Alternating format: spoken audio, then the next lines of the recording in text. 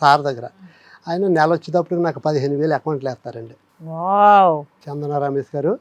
మా దుర్గారావు అంటే నేను ఎక్కడికి వెళ్ళినా మా సార్ గురించి చెప్పుకుంటానండి. నాకు ఇంత లైఫ్ వచ్చింది, నాకు ఇంత హైప్ వచ్చిందన్న, నాకు ఇంత పేరు వచ్చిందన్న, ఆయన నేను చిన్నప్పటి నుంచి కూడా నేను ఆయన కాళ్ళ దగ్గరే కూర్చున్నాను.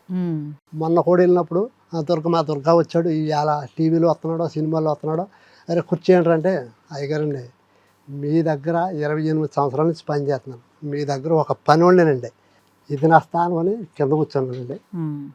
చాలా గర్వపడ్డాను. రే దుర్గా, ఎవరన్నా అయితే కొంచెం పేరు వచ్చింది కదని కూర్చోమని వెంటనే కుర్చీలో కూర్చుందరు, కానీ నువ్వు ఇంత పేరు వచ్చినా కూడా ఆ కుర్చీలో నా కూర్చొని అంటే చాలా గ్రేట్ రా, చాలా ఆనందపడ్డారండి.